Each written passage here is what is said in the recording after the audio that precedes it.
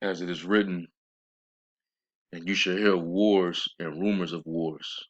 See that you be not troubled, for all these things must come to pass, but the end is not yet. I want to start by giving all the praises, glory, and honor to Yahweh, Bashim, Yahushua, Bashim, Chakbadash. Double honor to the elder apostles of the great millstone who rule well, and as always, peace and salutations to the hopeful elect tabernacle of David scattered throughout the four corners of the earth. And I was quoting Yahweh Shai, Matthew 24th chapter, in the 6th verse, in which, he was explaining to his disciples, what are the signs that we must look for that would indicate, your return. When will be the end of this man's rulership? And, he explained how there were going to be wars, rumors of wars, nation rising against nation, kingdom against kingdom. You're going to see, food shortages, shortage of food supply. We seeing that happening. There's reports about, the food supply chain being damaged worldwide, over this entire, man-made, uh, orchestrated crisis that they would not let go to waste. And, the people are basically paying the price for it. So you're going to see a surge in the food prices even worse than it was in 2021. All right, and things are going to get bad. You're going to have food riots, civil unrest. All right, sedition. That's all that's going to happen. It's going to spiral out of control because we know that these devils, they want chaos in order for them to bring in order.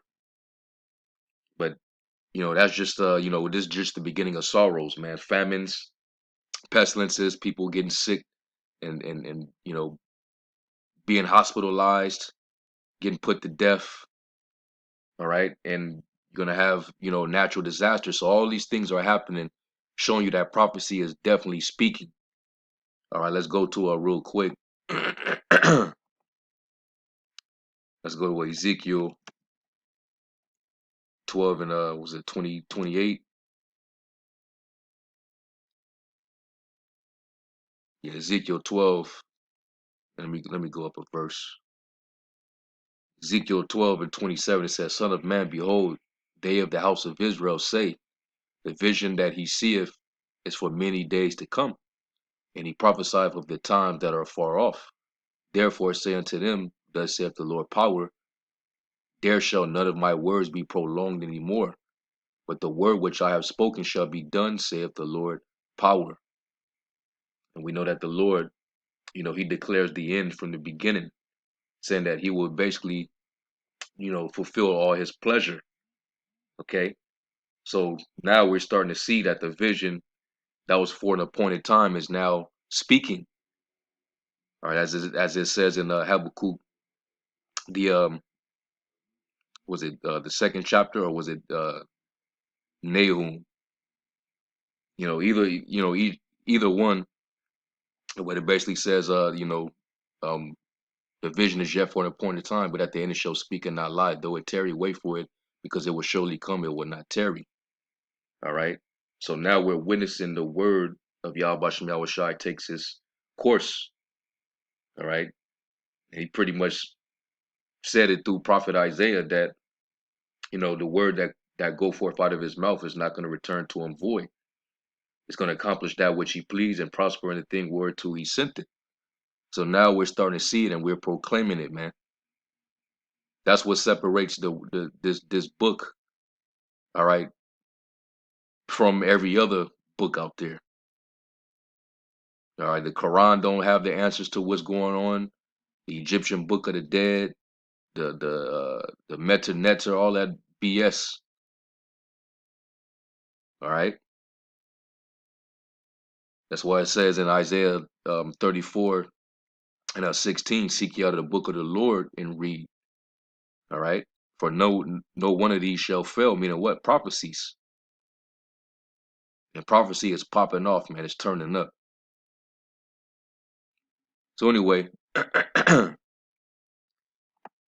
came across these articles in which I was actually listening to a video. It was actually a live. You have this Edomite um survivalist. He actually goes on and stream, live news of what's going on. And a lot of these Edomites, they're hip to what's going on. It's you jakes that still sleep. You don't watch like the scriptures tell you to. We're supposed to watch as well as pray. All right. It's, the scriptures say the end of all things is at hand. Therefore, watch unto prayer. We're supposed to be watching. All right. So that that day doesn't overtake you as a thief. Okay. Because what's happening over there in the Middle East is going to affect everything. All right. They're trying to, find a way to be as diplomatic and peaceful about what's going on. But we know that this, according to scripture, it's not going to be peaceful. It's not going to end in peace. All right. First Thessalonians 5, man. But when they shall say peace and safety, then sudden destruction come upon them as a woman in travail. So it's coming to a head between the beast and Gog and Magog, which is Russia. So I was watching Off Grid Desert Farmer. I believe his name is Paul, and he was basically bringing these articles out. So I went to actually, go and find the articles and read through it myself and actually do a lesson. All right, because we know that war has to happen. Right before the return of the Messiah, it's going to be a big war. And John the Revelator, he actually saw this as well as Ezekiel. Ezekiel also saw this. All right. So this is actually Russian information. This is on basically Russian news, giving you their perspective of what's going on between them and the beast, which is NATO, and you also got the whore that rides the beast, the U.S. America.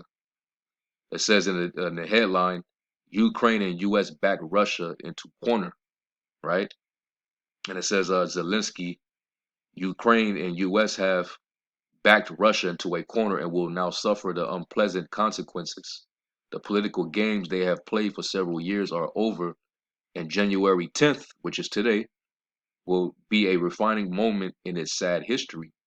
It will soon become clear that its fight for independence and international recognition will come to an unpleasant end after only 30 years.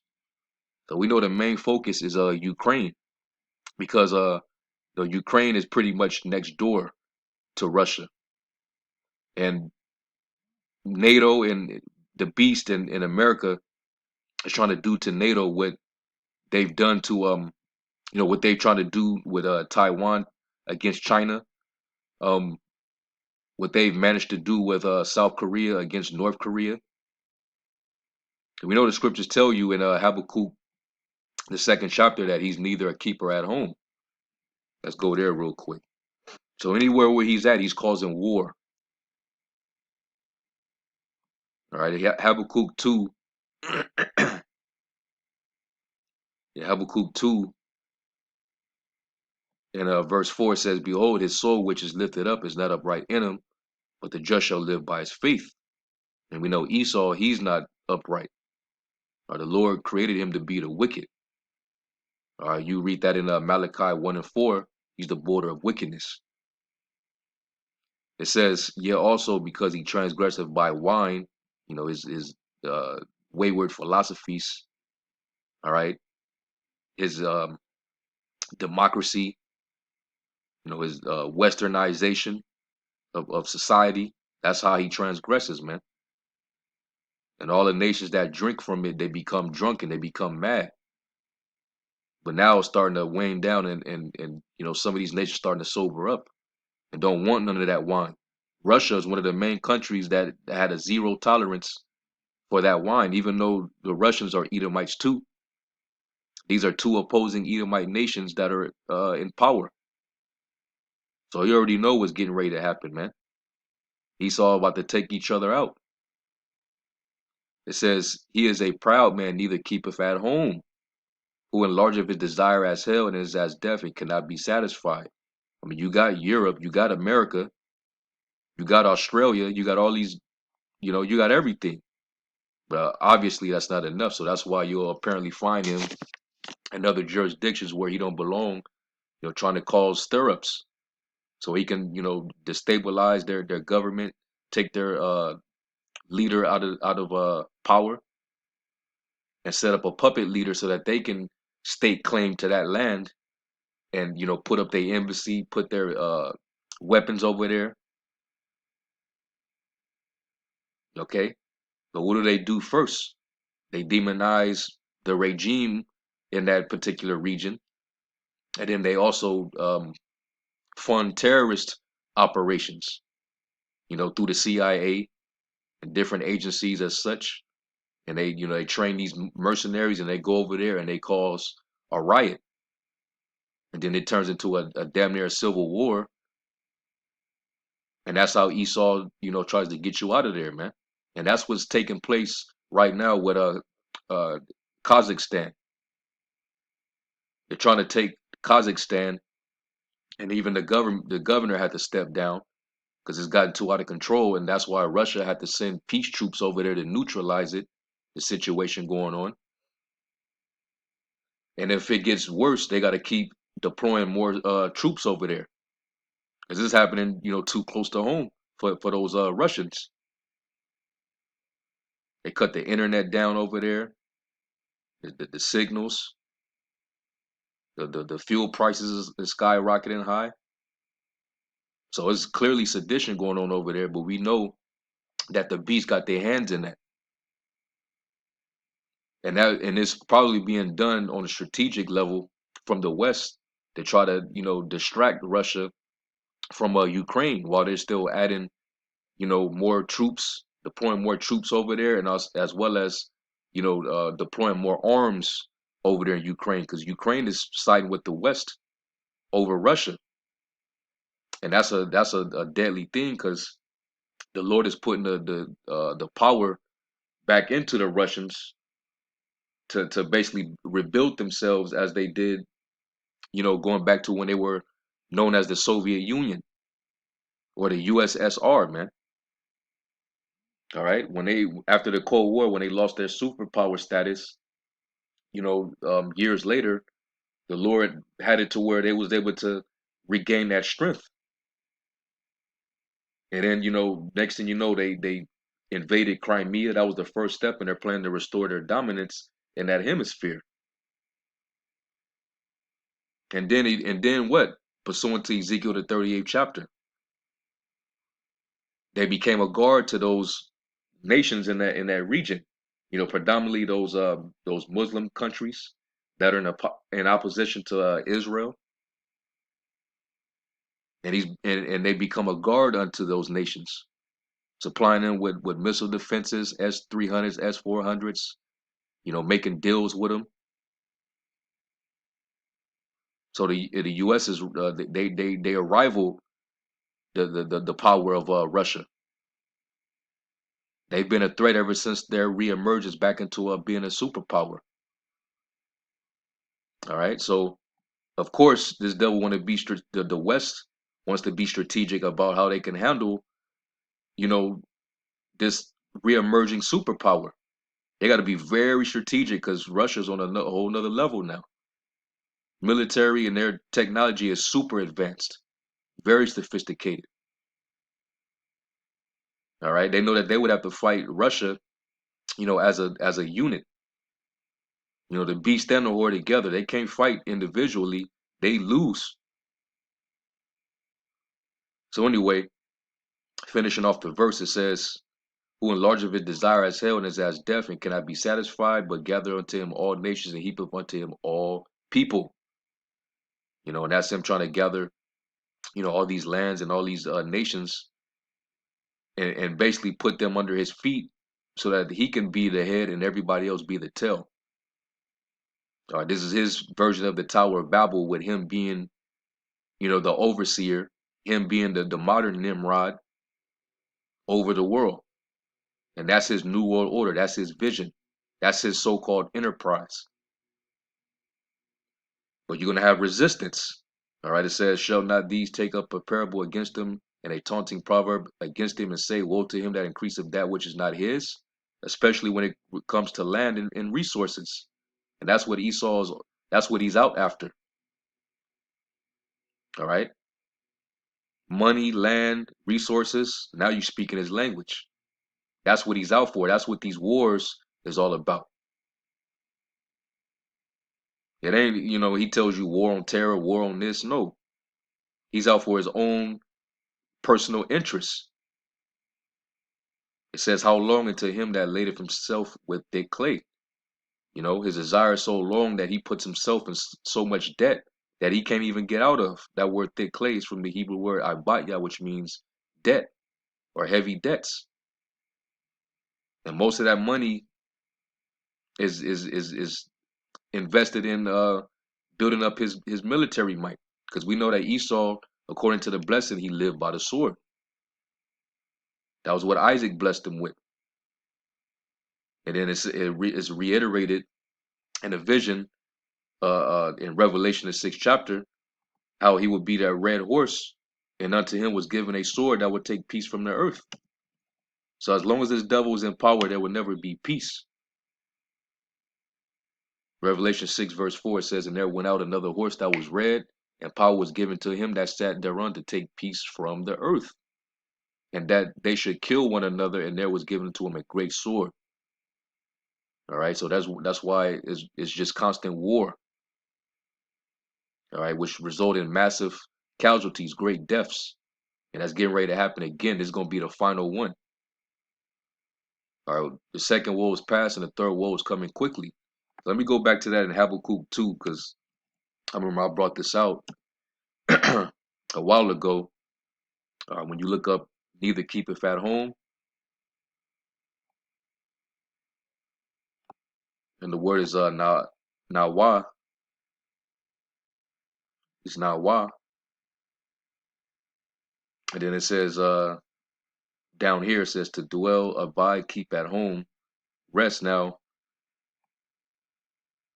where is it at? Yeah, here we go. In the Hebrew Chaldea lexicon, it says to sit down, to rest. This devil, he will not rest. All right. It tells you that in Proverbs 4, that he sleep not except he have done mischief. It says he is a proud man and does not rest, but seeks disturbances and wars. And that's what Esau does. That's what he's known for. All right. And that's why you constantly hearing these wars and rumors of wars, like Yahweh Shai warned. All right. So, going back to this article, so you see that they're in conflict with Russia over Ukraine, and the false flag right now is with Kazakhstan, because Russia is constantly still emerging, man. They're gaining more and more strength, more and more power. Okay, and it was prophesied in Ezekiel that the Lord will put hooks into their jaws. Let's just go there real quick. Ezekiel 38:1, it says, and the word of the Lord came unto me, saying, Son of man, set thy face against Gog and the land of Magog, the chief prince of Meshech and Tubal, and prophesy against him, and say, thus saith the Lord power, behold, I am against thee, O Gog, the chief prince of Meshech and Tubal. This is talking about Russia. And I will turn thee back, or I'm going to return you and put hooks into thy jaws. The Lord's going to, basically put his spirit upon them and control them. Like it says in Proverbs, the 21st chapter. Let me get that real quick. Basically, it's the Lord putting his spirit on the Russians, Putin and the prime minister in them, to make these moves. And now the whore and the bear is at odds, and they getting ready to go head up, man. Let's go to Proverbs 21.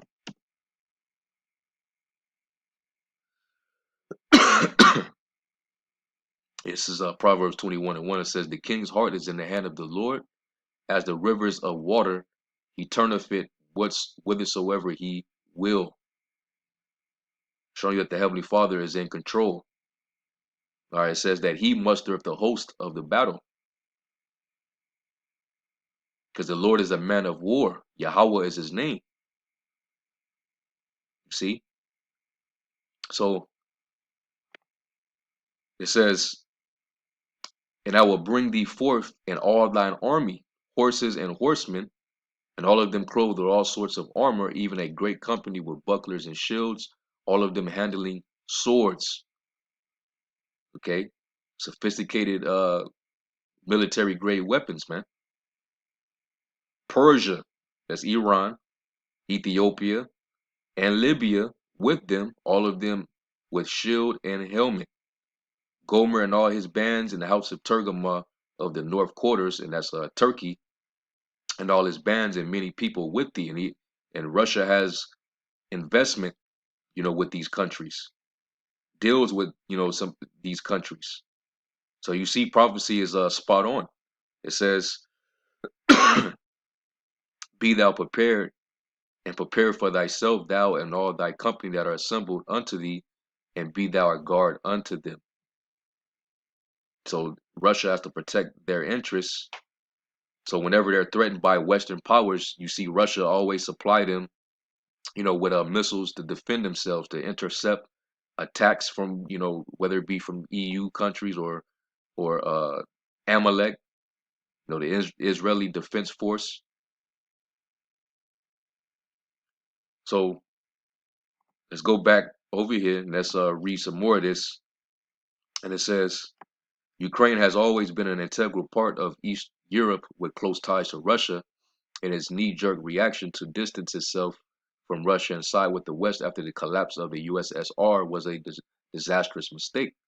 Its 3 decades of existence and continued courting of the West have simply led to a calamitous situation for the country and its people. The West has sold it. It's like the West has sold it a bill of goods, and its stubborn determination to seek strong ties with a Western country and culture that has no interest in its well-being is a disaster waiting to happen. You can never trust this devil, man. It says such blind trust in the US and NATO is a simpleton's approach to a delicate situation, which required a completely different approach.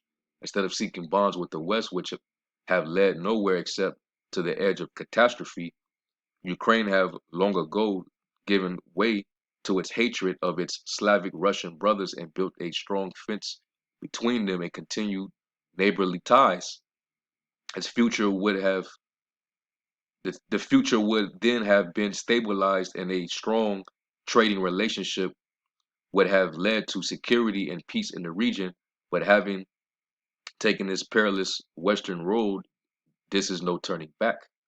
Since Ukraine has chosen to nurture its continued hatred and thrown its lot in with the West, the country has been led down the garden path with useless, costly weapon purchases and made itself a future battleground for NATO and the West. Like I mentioned, they're going to use that as a battleground to, hold their arrows, all right, their weapons of war right next door to Russia, so that they can basically have reach. If it ever pops off, they right there, right next door. You don't want your enemy to have territory right next to you, where they can reach you, right there, man. So that's why they're trying to prevent, NATO, trying to swoop Ukraine from away from them. All right.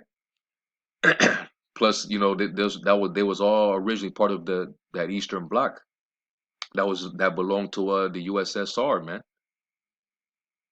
It says Ukraine now has a bleak future, which is to be expected after aligning itself with the Western powers, whose only interest is to destroy Russia and steal its vast resources for its own gain. All right, basically they're playing chess, making chess moves, because this is a war stage. This is the theater of war here, man.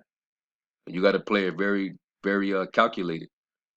And we know that Esau's MO, when he covered a field, he's gonna take it by violence, man. All right. It says Ukraine has blindly become the enabler of such a heinous scheme and now will suffer the horrific consequences of its poorly thought out actions and fateful decisions. As individuals, we are responsible for our personal choices and actions and the resulting consequences, both pleasant and unpleasant. And for sovereign countries like Ukraine, the same principle applies. And I'm not going to read the whole thing, but you can see that this is their opinion towards Ukraine. All right, Russia, America is going to drag them into something that they're going to regret. All right, and then it even maps out. It says if we look back at America's recent wars, we can see the path of death and destruction it created in Korea, Vietnam, and just adding up those numbers, millions dead, 3 million dead, Vietnam 2 million dead, Iraq 1 million dead, Afghanistan under 76,000 dead. All right, and it says down here we do not even mention here the devastation and misery it has brought about in these American-made wars. Also, there has been fivefold that number in wounded and injured, in addition to the destruction of their homelands and infrastructures. Mm. And don't it say that in Isaiah, the 14th chapter? How many countries did America, and with its use of NATO, the beast, how many towns and countries have they decimated? Right, Isaiah 14 and 6, it says, "He who smote the people in wrath with a continual stroke, he that ruled the nations in anger is persecuted and none hindereth." All right. And then when you read this is talking about after the destruction of this place. Yeah, verse 17. This is after Babylon gets brought down to the dust, and their leaders, their rulers, these Edomite super rich elite that are in power, when they get brought down to the pit and get and become enslaved, brought very low. This is when they're gonna look down upon them, and this is what they're gonna say. It says, "They that see thee shall narrowly look upon thee and consider thee, saying, Is this the man that made the earth to tremble, that did shake kingdoms, that made the world as a wilderness, and destroyed the cities thereof, that opened not the house of his prisoners?" All right, and that's this is what they're known for, and this is all their shame being seen, man. Shameful glory being shameful spewing being upon their glory. All right. It says, wherever America goes, chaos, death, destruction, devastation, and misery are sure to follow. And if that ain't the truth, let's get Jeremiah. Was it 51?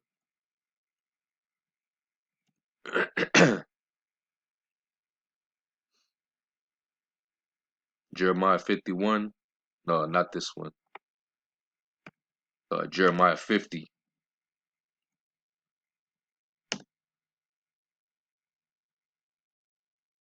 Yeah, Jeremiah 50 and 23 says, "How is the hammer of the whole earth cut asunder and broken?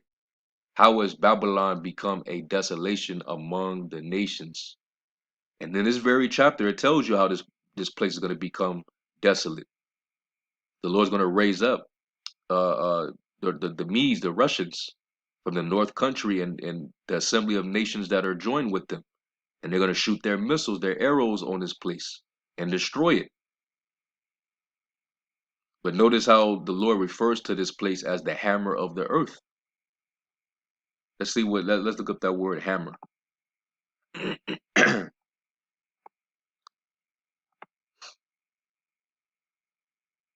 the word is patayash, and it says forge hammer, hammer, and down here it says a hammer. It's called the hammer, i.e., devastator of the whole earth, and that's what they known to do, man. Look, look, look. Let's read this bolded again. Wherever America goes, chaos, death, destruction, devastation, or the great devastator That's how you know America is Babylon, the hammer of the earth. So, hey, this is prophecy speaking clearly, man. So they have their reason as to why they want to, they're ready to you know go to full max with the whore, and the Lord is the one that's causing that stir up. He's stirring up the spirit of the Medes. Okay, so I'll leave a link to this in the description box for you brothers. You know, if y'all are interested and y'all want to go into it, brothers want to make response videos or do their own lesson. All right, it's pretty good read. But as this is going on, this is another one, and it was mentioned in that live stream. And it says here, NATO nervous over Russian diesel submarine that disappeared 7 days ago. All right. It says a Russian submarine has been circling around a aircraft carrier group of the U.S. Navy for 7 days already. It says Pentagon and NATO appeared nervous after the Russian submarine, which was last detected between Malta and Sicily, did not appear off the coast of Syria. Moreover, the Russian submarine did not pass either the Bosphorus or the Suez Canal and thus remained in the location area of the U.S. aircraft carrier strike group. So this submarine is so advanced that they have trouble even detecting it in the waters. So you see what type of you know, basically you see what Russia is working with, man. That they're basically panicking that this submarine all of a sudden disappeared for a week, but they basically saying it's been surrounding your aircraft carrier the whole time. So this is getting real interesting, man. This is like a movie. It says a few hours ago, a U.S. Boeing P-8 P-8A Poseidon anti-submarine patrol aircraft went on a long mission to detect the Russian diesel-electric submarine in the central Mediterranean Sea. Aviapro website reports. According to the website, which referred to its own sources, the U.S. aircraft were searching for the submarine, which allegedly posed a threat to the aircraft carrier strike group of the U.S. Navy located in the area. Several other military aircraft of this type went on missions over the eastern Mediterranean, apparently trying to find the Russian submarine in this area since the submarine disappeared without a trace and its current whereabouts was unknown. That's spooky. Interestingly, a, a Tupolev Tu-154 aircraft of the Russian Federal Security Bureau was also sighted in the same region. The purpose of its flight remains unknown. However, the flight of the Tu-154 aircraft could become a it's like it could also be associated with the search of the missing submarine. All right, so moves are being made right here, man, and we can clearly see that the Lord is he's making these things happen so that he can bring on the end of this man's kingdom. This is how this man's world is going to end in war. All right. So let me go real quick to Revelation 20, and I'm gonna start at verse 7. Revelation 20, verse 7, it says, and when the 1,000 years are expired, or after that 1,000 year period where these devils were in exile after Rome fell, and Jake basically took over. That was a 1,000 year period, and then they reemerged during the Renaissance era, or the rebirth. Which was the beginning of Esau ascending back into power. It says, Satan shall be loosed out of his prison, shall go out to deceive the nations which are in the four quarters of the earth. And that's what he did. That's where the world has been in gross darkness, since he rose into power, because he, lied. He deceived the whole planet. His plantation Christianity and Catholicism, his iconoclasm, his monetary fraudulent monetary system. All right, everything. It says Gog and Magog to gather them together to battle, the number of whom is as the sand of the sea. So the Lord's gonna bring Gog and Magog to fight against the beast, which is also that old serpent, which is the dragon and Satan. All right. So let's go from there to Joel 3 and 9. It says, "Proclaim you this among the Gentiles: prepare a war, wake up the mighty men, let all the men of war draw near, let them come up. Beat your plowshares into swords and your pruning hooks into spears. Let the weak say, I am strong. Assemble yourselves and come, all ye heathen, and gather yourselves together round about, till they cause thy mighty ones to come down, O Yahweh." It's getting ready to go down, man. All right, but all we got to do is be patient and wait and watch it unfold. As we get ourselves in order and prepare ourselves for the bridegroom. All right, because he's going to make his grand entrance. But we know that there's certain things that has to happen before that takes place, like the MOTB, the charagma. That got to be, I mean, it's already here. All right, it's just only a matter of time before they make that mandatory, like they're making uh the sauce, the juice mandatory. All right, so let's go from there. Let's go to Obadiah 1. And it says, "The vision of Obadiah, thus saith the Lord power concerning Edom.